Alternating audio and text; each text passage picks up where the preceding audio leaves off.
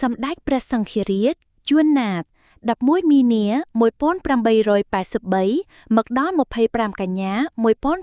1969គឺជាព្រះសង្ឃខ្មែរដ៏ល្បីល្បាញមួយអង្គដែលបានបន្សល់ទុកនូវស្នាព្រះហាស្យជាច្រើនសម្រាប់ជាតិជាពិសេសការរួមចំណែកដ៏ធំធេងក្នុងការអភិរក្សនិងអភិវឌ្ឍភាសាខ្មែរ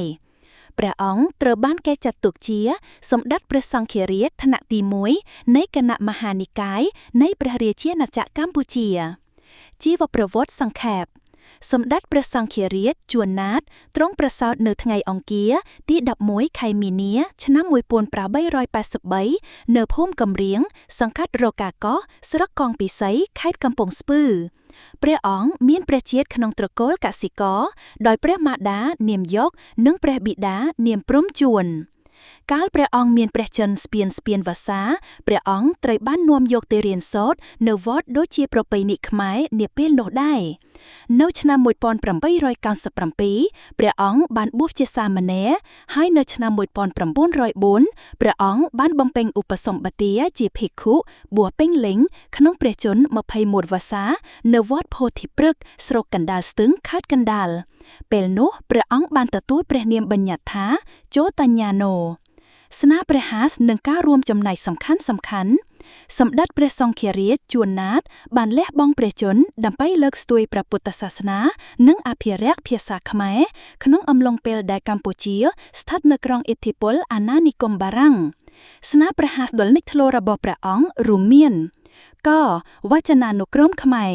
ព្រះអង្គគឺជាសមាជិកដ៏សំខាន់មួយរូបនៃគណៈកម្មការដំបូងដែលត្រូវបានព្រះរាជបញ្ជាឲ្យចងក្រងវចនានុក្រមខ្មែរនៅឆ្នាំ1915ព្រះអង្គត្រូវបានគេទទួលស្គាល់ថាជាអ្នកផ្ដួចផ្ដើមនិងជាស្ថាបនិកវចនានុក្រមនេះដោយបានជំរុញនិងសម្រេចបានការបោះពុម្ពលើកដំបូងនៃវចនានុក្រមខ្មែរបច្ចុប្បន្ននៅឆ្នាំ1938វចនានុក្រមនេះមានសារៈសំខាន់ណាស់ក្នុងការបង្រួបបង្រួមអក្ខរាវិរុទ្ធនិងពង្រឹងភាសាខ្មែរខចលនាបដិរូបកម្មព្រះពុទ្ធសាសនាព្រះអង្គបានដឹកនាំចលនាបដិរូបកម្មក្នុងគណៈសង្ឃខ្មែរដោយបានអភិវឌ្ឍគម្រោងព្រះពុទ្ធសាសនាបែបប្រាជ្ញានិយមនិងវិទ្យាសាស្ត្រដែលមានមូលដ្ឋានលើការសិក្សាភាសាបាលីចលនានេះត្រូវបានគេស្គាល់ថាធម្មយុត្តិកនិកាយដែលបានចែកឥទ្ធិពលដល់ព្រះសង្ឃខ្មែរវ័យក្មេងនៅដើមសតវត្សទី20ខការប្រើប្រាស់ពាក្យខ្មែរថ្មីខ្មែរភាវោបនីយកម្មព្រះអង្គបានលើកទឹកចិត្តឲ្យមានខ្មែរភាវោបនីយកម្មទាំងក្នុងការអប់រំសាធារណៈនិងសាសនាព្រះអង្គបានប្រកាសពាក្យខ្មែរថ្មីជាច្រើនសម្រាប់ពិពណ៌នាអំពីវត្ថុឬគំនិតទំនើបដោយថាយកឫសគល់ពីភាសាបាលីនិងសំស្ក្រឹតឧទាហរណ៍ពាក្យរថយន្តរថថែមយន្តសម្រាប់ហៅរថយន្តខទំនុកច្រៀងបុត្រនគររាជនិងពង្សាវតារខ្មែរ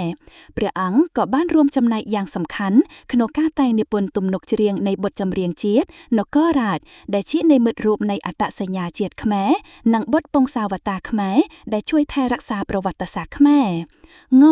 ការបោះពុម្ពគម្ពីរព្រះត្រៃបិដកព្រះអង្គបានជំរុញការប្រើប្រាស់ការបោះពុម្ពសម្រាប់គម្ពីរពិសិដ្ឋជំនួសវិធីសាស្ត្រចម្លងដោយដៃលើស្លឹករឹតនិងបានត្រួតពិនិត្យការបកប្រែព្រះត្រៃបិដកទាំងមូលពីភាសាបាលីមកជាភាសាខ្មែរដើម្បីឲ្យប្រជាជនទូទៅអាចយល់ដឹងអំពីព្រះធម៌បានមរណភាពសម្ដេចព្រះសង្ឃរាជជួនណាតបានយាងចូលទីវង្គតនៅថ្ងៃទី25ខែកញ្ញាឆ្នាំ1969ក្នុងព្រះជន្ម86ព្រះវស្សានៅវត្តអូណាឡូមរាជធានីភ្នំពេញព្រះធាតុរបស់ព្រះអង្គត្រូវបានតម្កល់នៅវត្តអូណាឡូមកេរដំណែលសម្ដេចព្រះសង្ឃរាជជួនណាតគឺជាឥស្សរជនដ៏សំខាន់មួយអង្គក្នុងប្រវត្តិសាស្ត្រកម្ពុជាដែលបានបន្សល់ទុកនូវកេរដំណែលដ៏ធំធេងសម្រាប់ភាសាជាតិព្រះពុទ្ធសាសនានិងអត្តសញ្ញាណខ្មែរព្រះអង្គត្រូវបានចងចាំជានិច្ចដោយប្រជាជនខ្មែរគ្រប់ជំនាន់សម្រាប់ការលះបង់និងស្នាព្រះហាស្យដ៏មហិមារបស់ព្រះអង្គ